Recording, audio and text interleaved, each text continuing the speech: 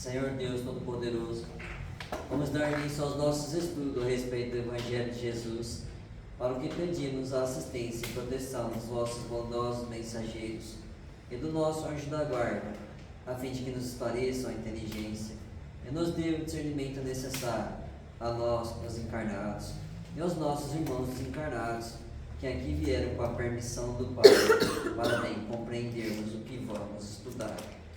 Rogamos a Jesus, o nosso mestre e guia, seja conosco e presida a nossa reunião. Em teu nome, Senhor, do seu bendito Filho Jesus, da nossa Mãe Maria, de Ismael e da irmã veneranda, a protetora desta casa, damos por aberta a reunião de estudos desta noite. Assim seja. Saber e fazer. Se sabeis estas coisas, bem-aventurados sois se as fizerdes. Jesus, em João, capítulo 13, versículo 17.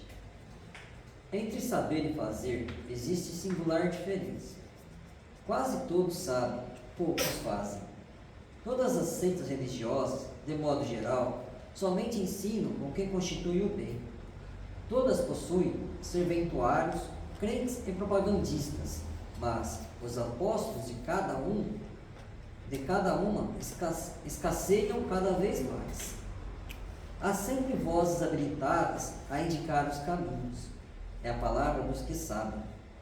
Raras criaturas penetram valorosamente a vereda, muitas vezes em silêncio, abandonadas e incompreendidas. É o esforço supremo dos que fazem. Jesus compreendeu a indecisão dos filhos da terra e, transmitindo-lhes a palavra da verdade e da vida, fez a exemplificação máxima, através de sacrifícios culminantes. A existência de uma teoria elevada envolve a necessidade de experiência e trabalho. Se a ação edificante fosse desnecessária, a mais humilde tese do bem deixaria de existir por inútil. João assinalou a lição do Mestre com sabedoria. Demonstra o versículo que somente os que concretizam os ensinamentos do Senhor podem ser bem-aventurados. Aí reside, no campo do serviço cristão, a diferença entre a cultura e a prática, entre saber e fazer.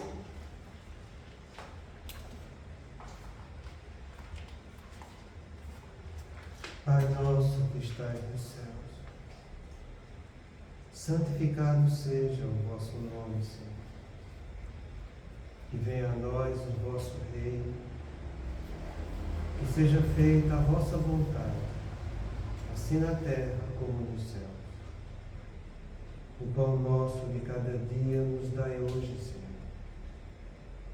Perdoai as nossas ofensas, assim como nós perdoamos aos que nos têm ofendido.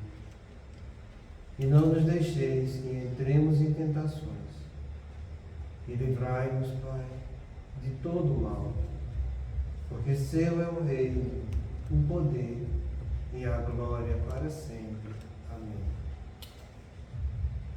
Espíritos esclarecidos e benevolentes, bondosos mensageiros de Deus, que tendes por missão assistir aos homens e conduzi-los pelo bom caminho, sustentai-me nas provas desta vida.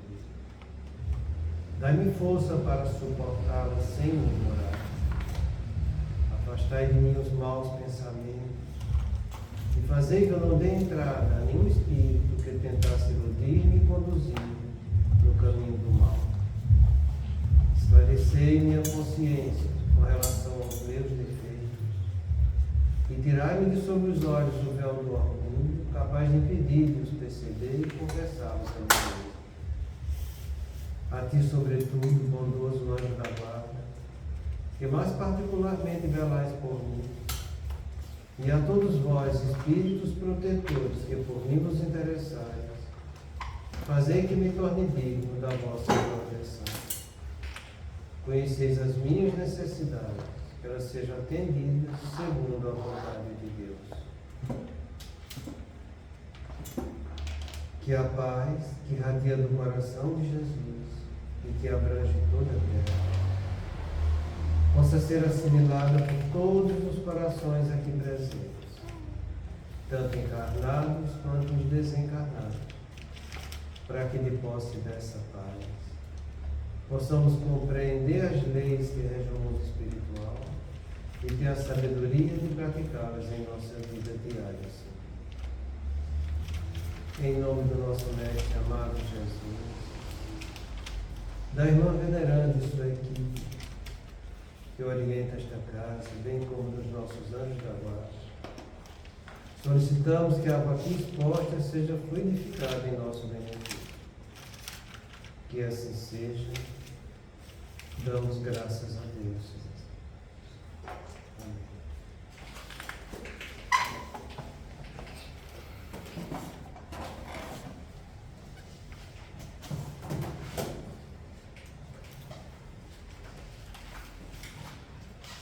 Boa noite.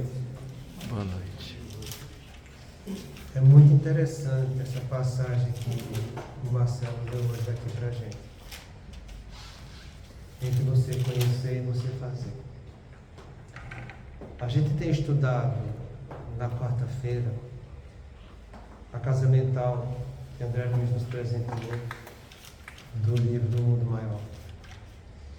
E a gente tem falado que a gente precisa colocar em harmonia essa casa mental para que o nosso superconsciente seja o regente dela.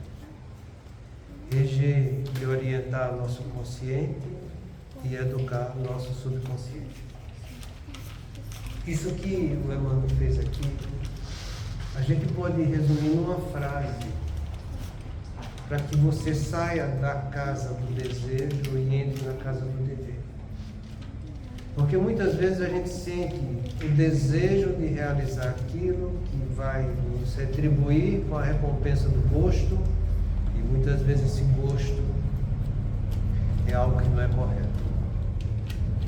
Então toda vez que você analisar e ver que tem algum gosto, algum desejo que não é muito correto, e quando vier o impulso de realizar, você monta um sistema de vigilância no seu cérebro na seguinte frase: se eu não devo, por que é que eu vou fazer? E comece a responder esse porquê. Você sai da casa do desejo, onde está a tua emoção. Emoção essa que muitas vezes nos prende a sentimentos de valência negativa. E à medida que você vai pensando em responder por que você não deve, que é o dever, fazer, você vai direcionando para a sua superconsciência. E lá você vai desenvolvendo o lado espiritual que é você. E começa a sentir a emoção daquilo que você precisa fazer para vencer suas dificuldades. Então você faz com que sua casa mental saia do subconsciente, você analisa o consciente, de ponto de vista do superconsciente que você deve fazer, e você, à medida que vai fazendo isso e refletindo, aquele desejo que você sentia com aquela emoção que não era muito educativa, você para de sentir a influência dela em você. E você desenvolve o sentimento espiritual que você precisa praticar. Então, diante de qualquer fato ou circunstância que você precisa se reeducar, e você já sabe que precisa, porque você praticou autoconhecimento para isso, você faz a seguinte pergunta: se eu não devo, então por que é que eu vou fazer? Começa a responder. Você muda seu padrão mental. É muito interessante isso. E serve, é uma arma muito boa para que a gente se eduque e se reeduque. Mas vamos ao nosso assunto de hoje. A gente viu a semana passada a situação do nosso amigo Licínio, que venceu as 4 torres verdades. Então a gente está estudando isso, como a gente vence essa influência negativa que faz parte de cada um de nós. Todos nós temos vulnerabilidade no sexo, no narcisismo, no poder e no dinheiro. Todos. Aquele que disser que não tem, já está fascinado. Então ele ensinou isso para a gente, e o Alírio está fazendo um resumo agora, como foi que ele fez para vencer essas dificuldades. E é o bom da coisa. E é aqui que você vai desenvolver as armas que você precisa trabalhar da mesma forma que ele trabalhou e que ele venceu. Sabe? Então a gente na semana passada muito a respeito dessas dificuldades na esfera da sexualidade. Em que ele diz o seguinte: ele superou múltiplos assédios sexuais, tanto quando a esposa estava encarnada como desencarnada, não cedendo a nenhum deles. Nenhuma das mulheres que o procuravam não tinham vinculação espiritual com eles. Por isso que ele mesmo, durante a viuvez, não se entregava aos prazeres da matéria. Na verdade, eram irmãs teleguiadas por entidades organizadoras que queriam a destruição dele. E ele comenta: Licínio não era diferente dos outros que faliram.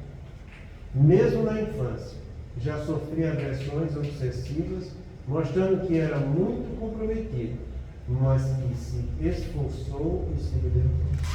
Se a gente for relembrar, todas as pessoas que a gente viu que falharam nessas 4 pseudo-digítomos de verdade, todas começaram a receber o assédio da espiritualidade inferior depois da adolescência.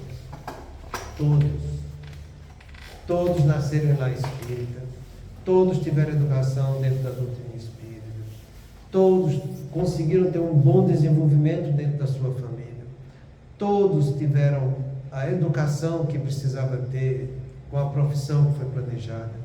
Porém, depois que estavam pessoas maduras e edificadas, elas caíram nas 4 pseudo-legítimas verdades.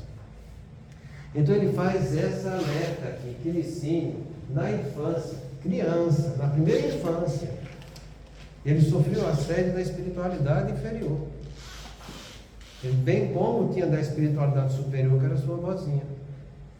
Mas ele, que não podia contar nem com o pai nem com a mãe, que eram obsidiados e também o castigavam, ele se recolhia em si mesmo e ia seguir as orientações da avó, independente do que os pais estavam fazendo com ele, independente do que a espiritualidade inferior estava querendo comprometer ele. Isso mostra, gente, que quando você usa essa palavra aqui, esforço, você vence, mesmo você sendo criança. Porque Deus é bom, Deus é justo, e Ele vai estar sempre ajudando aos filhos que trabalham, que se esforçam. E não aqueles que ficam se lamentando a pedir. Que é o que acontece com a maioria de nós.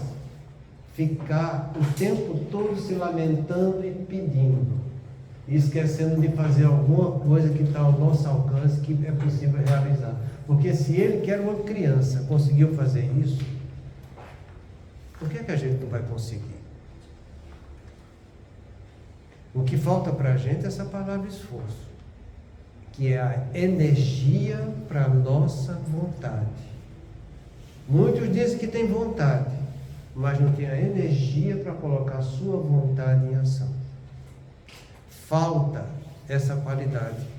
E a gente sabe hoje que essa energia nasce, como tudo na vida da gente, nasce de sentimentos. E o sentimento que vai dar essa energia para que minha vontade faça aqui e agora é a fé humana que eu preciso desenvolver em mim. É eu saber que eu tenho esse sentimento de segurança íntima para realizar o bem que está ao meu alcance fazer. Você sabe que deve seguir o caminho do bem. A tua consciência mostra o dever que você deve praticar. Mas a gente evita de colocar isso em prática porque a gente não lança mão do esforço. A gente se entrega para aquilo que é já conquista nossa, em que eu não vou ter que fazer muito esforço para poder ter a recompensa do nosso cérebro, que são justamente os pensamentos intuitivos que a gente tem, que a gente não gasta energia nenhuma. Então, que a gente coloque em prática e pense sempre nessa palavra esforço. Entende? Tem uma questão do Livro dos Espíritos que ele pergunta se a gente pode sempre corrigir nossos maus pendores. E ele fala, pode sim. O que nos falta é vontade. Há quantos se esforçam pouco para vencer seus maus pendores. E foi aí que ocorreu em mim de eu entender o relacionamento entre esforço e vontade. Que o esforço é a energia que mobiliza a minha vontade. Foi nessa questão que eu comecei a compreender isso. E eu, aos poucos, fui entendendo que o esforço vinha da nossa fé. Então, toda vez que você diz que não tem vontade, que você está esperando a vontade chegar, a gente escuta isso aos montes na história da gente. Quando a vontade chegar, eu vou fazer isso. Não vai chegar nunca. A vontade, ela precisa da energia para colocar em prática, que é o esforço que vem da fé de cada um de nós. A pessoa que diz que não tem vontade, no fundo, ela não tem fé nela. Ela se entrega mais para um vício que independe da fé do que dela mesma. Então, nosso amigo sabia disso. E desde criança, ele usou a mão do esforço próprio para se libertar da energia negativa e se vincular com o que é positivo. Porque é aquela coisa que a gente sempre fala para vocês, entende? Como a gente estuda sempre do mesmo modo aqui, sabe? Deus está sempre nos atraindo para o caminho do bem. A gente sempre, olha, a palavra é sempre, tá? A gente sempre tem Deus representando o nosso anjo da guarda, que é o representante dele em nossa vida, com pensamentos intuitivos, nos colocando para o caminho do bem diante das dificuldades que a gente está passando. Seja dificuldades íntimas nossas, seja dificuldades externas, com provas e expiações que eu tenho fora de mim. Deus está ali mostrando com o nosso anjo da guarda o caminho do bem que a gente deve seguir. A gente não segue porque a gente faz outras escolhas. No dia que você fizer a escolha correta e lançar a mão do esforço, você começa a vencer. Então, essa escolha que a gente vai fazer, essa capacidade de querer e de escolher, a gente chama isso de livre-arbítrio. Do ponto de vista médico, a gente chama isso de autonomia. Autonomia é aquela pessoa que tem capacidade de querer e de escolher. Ele tem autonomia para fazer o que ele está querendo e escolhendo. A gente chama na casa espírita de livre-arbítrio. Então, quando você quer e realmente escolhe, entende? Você lança a mão do esforço para que você faça ou deixe de fazer qualquer coisa subjetiva ou objetiva, que é a sua vontade. Então, que você saiba usar o seu livre-arbítrio, porque muitas vezes a gente vê as pessoas dizendo, entende? E dizem mesmo sem ser espírito, a gente tem livre-arbítrio, não tem? Você está usando o seu livre-arbítrio no caminho do bem ou no caminho do mal? Porque quem vai fazer você praticar essa seleção, se é no caminho do bem ou se é no caminho do mal, é um atributo que Deus te deu chamado de consciência. A consciência é que vai fazer entender e julgar a realidade do que eu estou fazendo do que eu estou vivendo aqui, fazendo juízo de valor dos meus atos.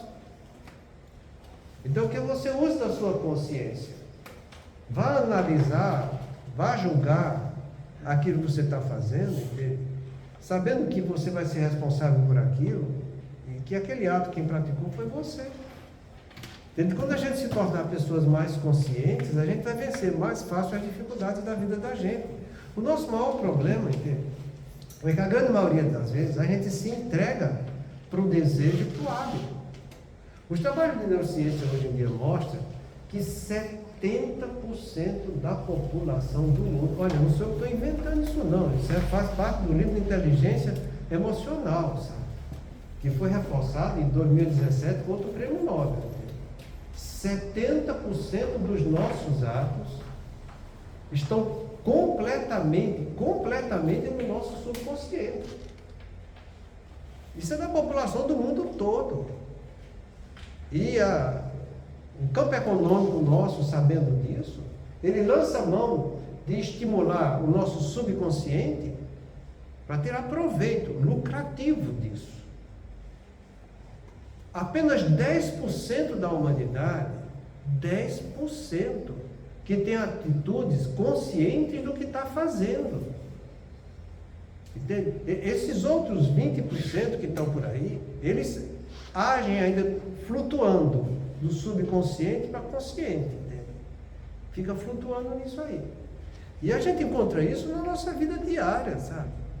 Porque quando você convida uma pessoa que age nesses 70% do seu subconsciente, quando você convida ele para refletir e pensar, ele não sabe refletir e pensar. Ele se perde. São pessoas que, como tá falando, se você pede para fazer uma leitura de uma página e mandar ele fazer um resumo daquilo, ele não consegue. Tem pessoas aqui, uma grande parte, que tem diploma de curso superior. Isso é uma coisa é uma coisa estarrecedora, entende? Você pede para a pessoa fazer um resumo de uma página de um livro, ele não consegue fazer. Você está falando porque é verdade, é uma coisa assustadora, gente. Saiu uma reportagem sobre isso, né? Mostrando que acho que era 43% Isso aí, dos quase 50%. quase 50% formato, tiveram diploma, se pede para ler um texto, interpretar, não Ele sabe. não consegue. Não consegue.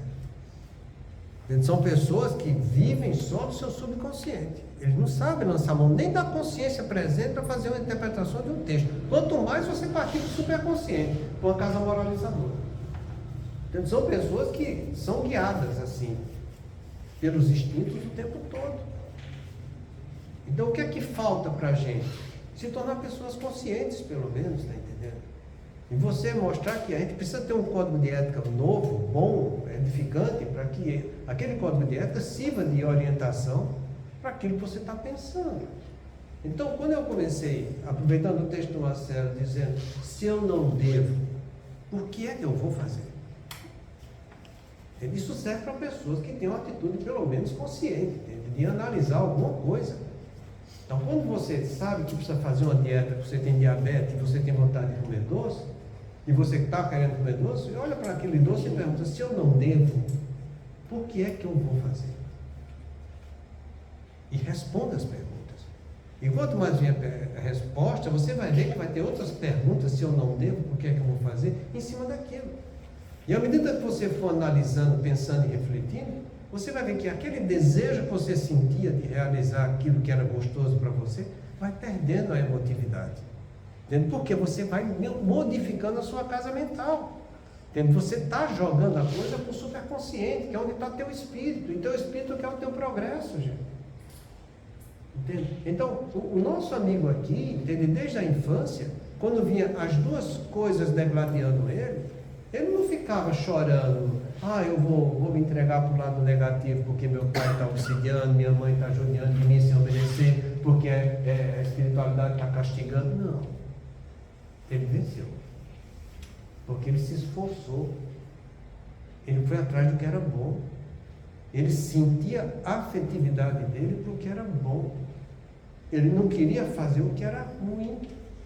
Ele é uma coisa que a gente chama de espírito penitente. Então, esses espíritos penitentes, eles já trazem na casa mental, naquele primeiro andar, conhecimentos mais consistentes? Olha, Rangel. Porque assim, a gente vê exemplos, tem família que a gente fala do determinismo, que nasce numa favela, no meio de traficante, e mesmo estando naquele meio, consegue não deixar se levar pelo meio. Né? Isso. E tem outros que vêm com a mesma predisposição para a coisa que termina se entregando, sabe? O problema nosso, a gente tem que entender o seguinte, todos, sem exceção, quando vem de lá para cá, vem para cumprir virtudes, todos. Desde o começo do nosso terreno, no meio dos homens, quando a gente sai da escala animal e entra na escala hominal, a gente vem desse jeito, que é o que Kardec pergunta, mas os espíritos são primários, não têm capacidade de fazer escolha? Ele diz, Deus faz as escolhas por eles. Deus os treina e dá a escolha que é proporcional à capacidade dele realizar aquilo. O nosso maior problema é que a gente vem para realizar virtudes, mas quando a gente chega aqui, que você ocupa o corpo, que você sente o fluido vital do corpo, despertando emoções, que te prende à materialidade, que é onde estão nossos instintos, A gente sente um impulso de uma força instintiva que a gente não sentia quando estava lá desencarnado. Então a gente vem dizendo que vai fazer bonito na coisa, entende? Que vou pintar e bordar. Entende? Pega o livro Os Mensageiros de André Luiz, aqueles 14 primeiros capítulos, entende? Você vê pessoas que ficaram 30, 40, 50 anos, entende? Se preparando lá e que eles vem para cá para praticar virtudes. Quando chega aqui, o instinto que o corpo desencadeia nele fala mais alto do que aquele propósito que ele veio realizar aqui. Isso depende de escolha de cada um. A pergunta que eu fiz, eu estava tendo um pensamento errado. Porque assim, eu estava querendo dizer que Deus não é justo com todos, né? Que todos é preparado para o tipo de encarnação que vai ter. Isso é igual para todos. Para todos, para todos. Entendeu? Aí está a lei de igualdade que é de Deus para com os filhos dele. Entendeu? Agora, quando chega aqui, o nosso livre-arbítrio é quem vai fazer a escolha.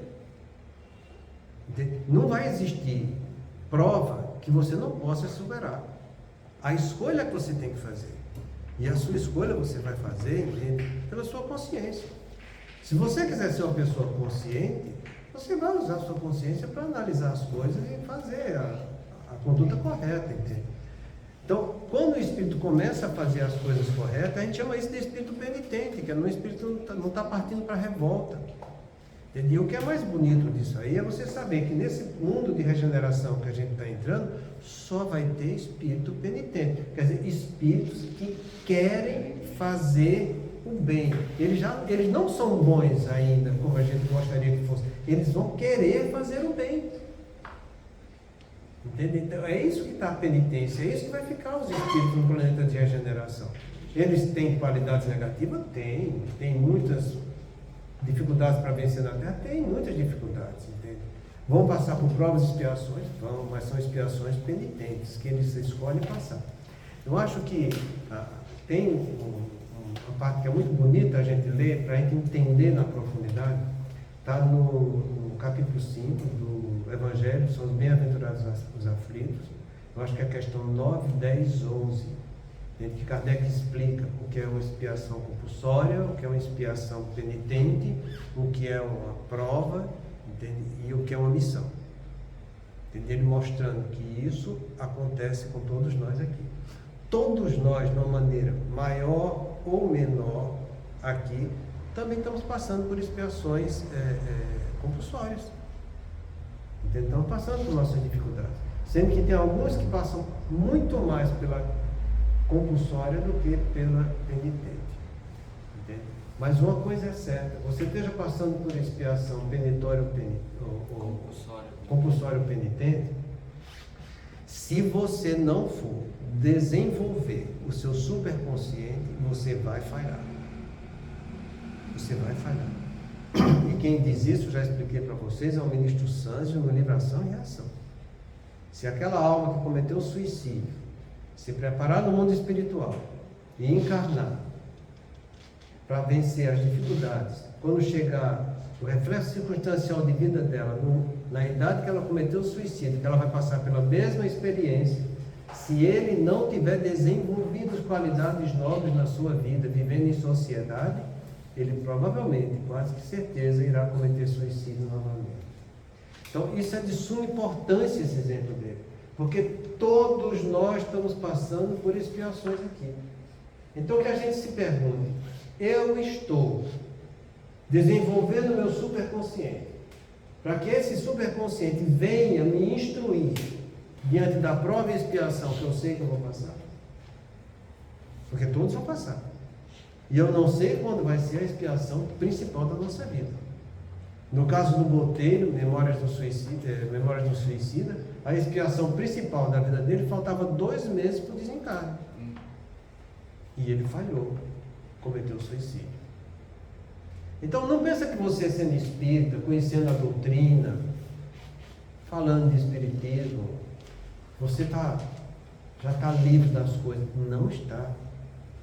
A gente precisa sempre desenvolver esse superconsciente, a gente precisa sempre desenvolver nossa casa moralizadora. E para você desenvolver isso, o segredo é esse, esforço. É Ele que vai mobilizar a tua vontade para que você se liberte das coisas. É sempre desse jeito. E se você segue aquela orientação de Jesus, ele resumiu isso da seguinte maneira, ó, quem é fiel no pouco, é fiel no muito. Quem é injusto no pouco, é injusto no muito. Ele foi fiel no pouco, desde criança. Quando chegou as dificuldades para ele, principalmente a respeito da sexualidade, quando ele conheceu sua alma afins, não era uma alma que era por amizade, não era afinidade espiritual de um com o outro que se completava um com o outro. E ele passou por isso, perdeu o seu entamado, depois de 2 anos de convivência com ela, foi tentado várias vezes para cair na esfera da sexualidade com outras pessoas, mas ele continuou vinculado a ela mesmo desencarnado, sendo nutrido emocionalmente um pelo outro. É aquilo que eu falei nas reuniões passadas daqui da gente, da força da força da energia sexual, que ela nos dá o orgasmo, a reprodução, do ponto de vista espiritual, a interação, que é a troca magnética de fluido de espírito para espírito, que é muito mais intensa do que a material. Então ele tem essa pergunta, está no livro dos espíritos, ele pergunta se as sensações que o espírito tem, se são mais intensas do que as sensações que a pessoa tem na carne. E ele fala 1000 vezes mais intensa do ponto de vista espiritual do que do ponto de vista carnal. 1000 vezes mais intensa. Então você imagine, se você sente prazer do ponto de vista carnal, uma coisa que é 1000 vezes mais intensa nutrindo de espírito a espírito. Então ele não precisava, ele nem passou, nem se questionou com essas outras entidades que vinham tentá-lo. Porque ele já tinha provado da coisa correta e continuava sentindo essa troca de fluido um com o outro. É a mesma coisa que acontece no livro E a Vida Continua, com o orientador da Eveline e do Fantino, que ele é questionado pelos dois, mas onde é que está a sua alma afim? Ele fala, minha alma afim está encarnada. E ele fala, e você desencarnado, não sente a falta? De maneira alguma. Continuamos interagindo fluidicamente um com o outro, nos alimentando no caminho da nossa amorosidade. Então, são coisas que a gente precisa entender, porque a gente está aqui em busca disso. Sendo que a maioria dos nossos relacionamentos são mais de provas e expiações do que de almas afins, sabe? Mas o que é importante é eu saber que diante das dificuldades, por maiores que elas sejam, eu posso, com esforço, me libertar dessas dificuldades. Que é o que a gente precisa desenvolver, essa palavra esforço. Aquela frase que eu costumo dizer tanto para vocês, que está no livro Os Mensageiros também, que ele fala que qualquer movimento de ascensão espiritual, qualquer, e a gente está aqui encarnado em movimento de ascensão espiritual. A gente vem aqui para progredir. A gente vem aqui para sair da situação comprometedora que a gente estava e ficar numa situação mais leve quando terminar essa encarnação. Então, qualquer movimento de ascensão que você vai praticar aqui na Terra para se tornar um espírito melhor, é preciso de quê? Esforço, suor, que é trabalho, e lágrima, que é educação ética. É você sair daquilo que está desejando, que vai te dar prazer com a carne e trabalhar qualidades afetivas e espirituais com sentimentos e sensibilidade do seu espírito. Você só consegue isso quando você está no seu superconsciente, regendo com a tua consciência de homem que está interagindo aqui na Terra e também educando os instintos que estão brotando de você à medida que você vai passando por provas e expiações. Seu superconsciente precisa ser o regente da sua vida. E nesse caso aqui, quem ajudava ele com o superconsciente dele era a vozinha dele. Como ele explica aqui pra gente, ó, que é a segunda orientação que ele nos dá.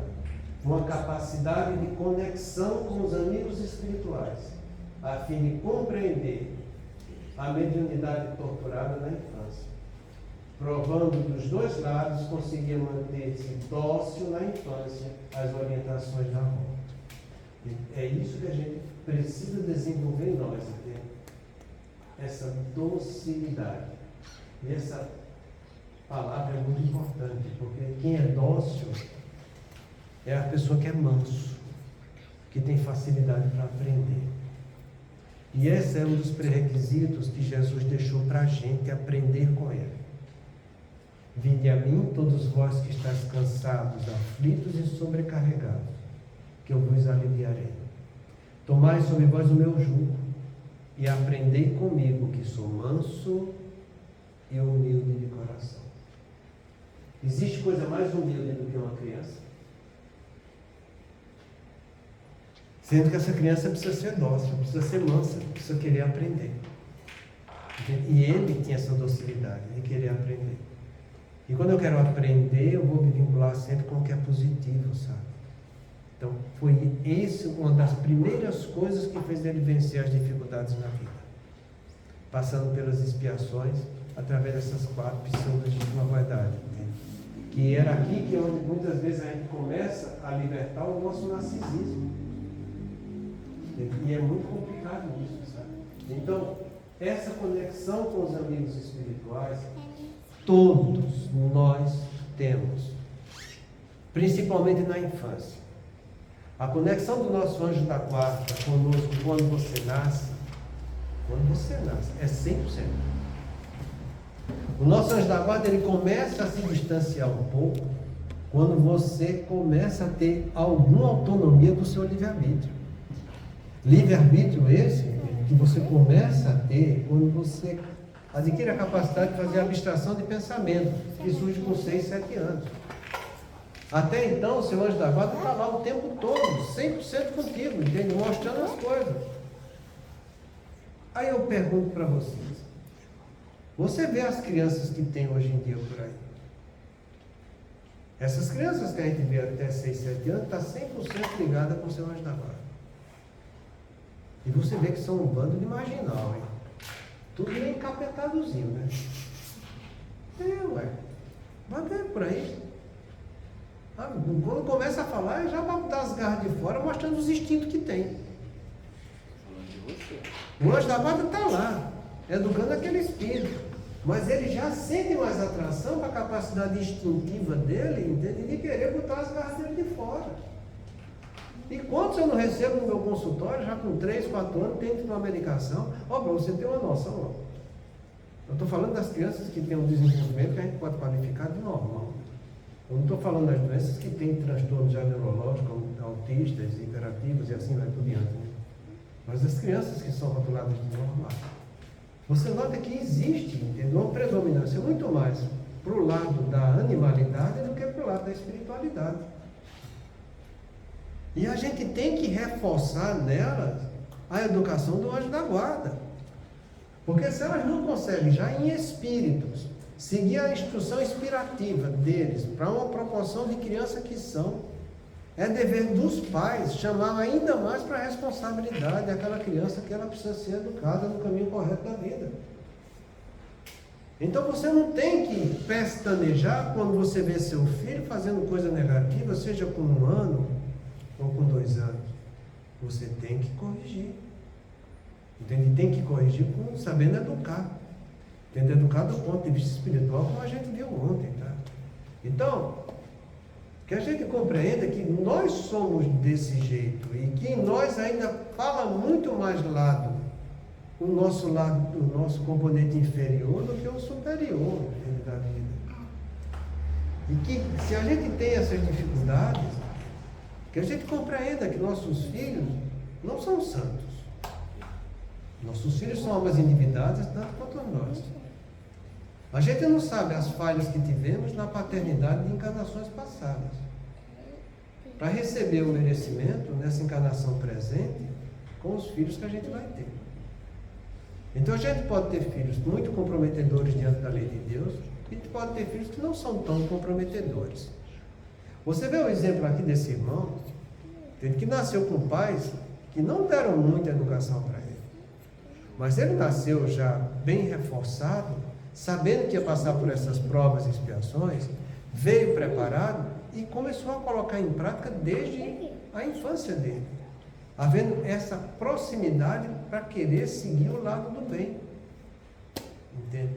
Então, que a gente compreenda como é a natureza humana, entende? E que aqui na Terra a gente vai ter a oportunidade de conviver com diferenças que vão de extremos, entendendo? Pessoas que são já muito boas e pessoas que ainda não são muito boas. Do mesmo modo que em nós existem qualidades que já são boas e qualidades que não são muito boas. Então, nossos filhos são desse jeito, entende? Que a gente precisa educá-los no caminho do bem, porque se você não dá esse reforço agora, na infância, André Luiz, o Emmanuel, no livro O Consolador, ele explica que a melhor fase educativa do espírito é até os 7 anos. A partir dos 6, 7 anos, se você não conseguiu educar seu filho, você vai reeducar. A partir da puberdade até seus 20 anos, 21 anos, se você não corrigiu, você vai reeducar. E depois dos 21 anos, paciência, porque só as dores da vida para poder educar. Não vai ser nem pai nem mãe, só as dores da vida. Então a gente lê esse negócio, sabe? E a gente está aqui na Terra com nossos filhos, e você fica se perguntando, puxa vida, será que eu estou educando direito? Quando eu vejo uma criança que tem lá seus 9 anos, eu não vou mais educar aquela criança, eu vou reeducar. Quando eu vejo um adolescente dando trabalho, eu não vou educar um adolescente. Tem uma visão espírita, eu vou reeducar esse adolescente. Entende? Quando a gente fala para vocês que a neurociência mostra que até os 4 anos você formata o cérebro do seu filho para que ele aprenda a aprender, isso é grave. Isso é grave. Porque se ele não aprender a aprender no cérebro dele, ele já vai crescer achando que já é. E não que ele está por se fazer. Isso é uma gravidade imensa, sabe? E é uma responsabilidade dos pais. Porque aí você tem que mostrar empenho para poder você dormir mais sossegado, sabendo que seu filho está sempre aprendendo a aprender, seja na primeira infância, na segunda infância, na adolescência, como homem, como adulto. Você desenvolveu isso na cabeça dele. Ele vai passar por provas de expiações? Vai. Pode se entregar em alguma expiação, se comprometer? Pode. Mas quando ele cair em si, ele vai aprender a aprender com aquela expiação que ele está vivendo. Entende? No caso do nosso amigo aqui, não. Ele se colocou a essa altura, tendo docilidade desde a infância para aprender a aprender.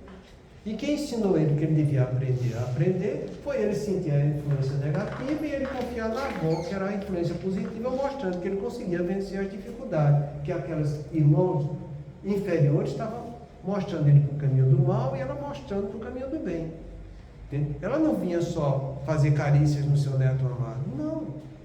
Via os irmãos perturbar, ela chegava junto dele, dizia que aquela perturbação era para ele ter paciência, para ele conseguir vencer, que ela estava do lado dele, dando força, porque ele confiasse nela, que ela ia ajudar. E ele acreditava nela e fazia o que era certo.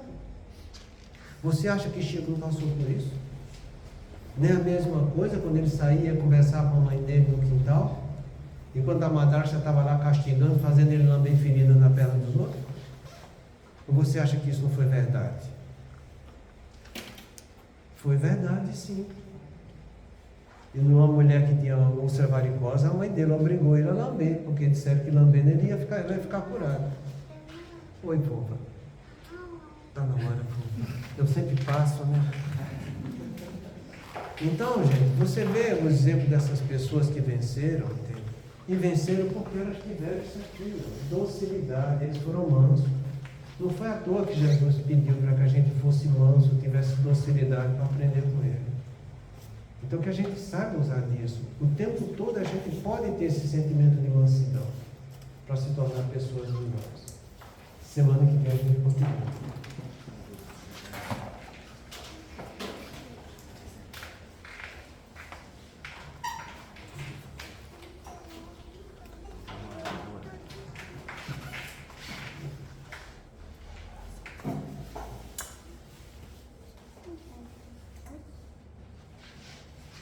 Façamos nossa prece.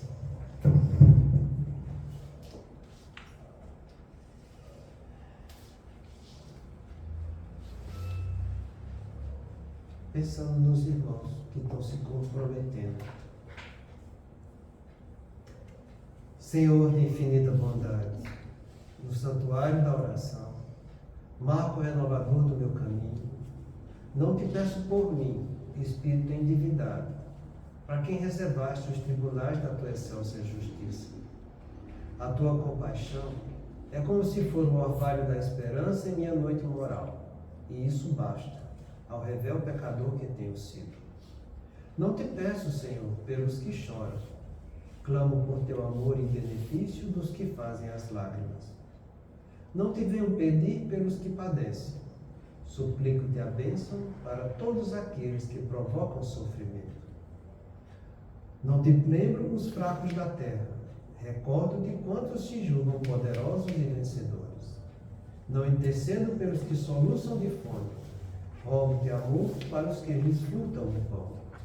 Senhor todo bondoso, não te trago os que sangram de angústia, relaciono diante de ti os que golpeiam e ferem.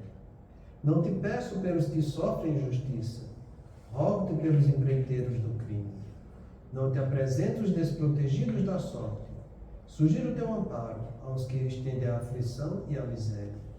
Não te imploro mercê para as almas traídas, exorto-te o socorro para os que tecem os fios envenenados da ingratidão. Pai compassivo, estende as mãos sobre os que vagueiam nas trevas. Anula o pensamento insensato. Cerra os lábios que induzem à tentação. Paralisa os braços que apedrejam. Detém os passos daqueles que distribuem a morte. Ajuda-nos a todos nós, filhos do erro, porque somente assim, ó Deus piedoso e justo, poderemos edificar o paraíso do bem com todos aqueles que já te compreendem e obedecem, extinguindo o inferno daqueles que, como nós, se atiram desprevenidos aos insanos torvelinhos do mal. O tempo não para. Se agora encontras o teu ontem, não ouvides que tua ação de hoje será a luz ou a treva do teu amanhã. Pai de amor e bondade, Mestre Jesus, amigos espirituais, mais uma vez queremos agradecer a oportunidade pelo estudo de hoje. Nós possamos refletir sobre esses ensinamentos para interiorizá-los e levá-los também para aqueles que nos são caros, Senhor. Que os nossos irmãos que aqui se encontram, encarnados e desencarnados, possam trazer esses ensinamentos para a sua vida diária, buscando essa melhora a que somos predestinados pelo nosso Pai de amor e bondade. Pai nosso que estais nos céus, santificado seja o vosso nome, venha a nós o vosso reino, seja feita a vossa vontade, assim na terra como nos céus. O pão nosso de cada dia nos dai hoje, Senhor. Perdoa, Pai, as nossas ofensas, assim como nós perdoamos a quem nos tem ofendido, e não nos deixeis que caiamos em tentação, mas livra-nos de todo o mal do corpo, da alma e do espírito, que assim seja, Senhor.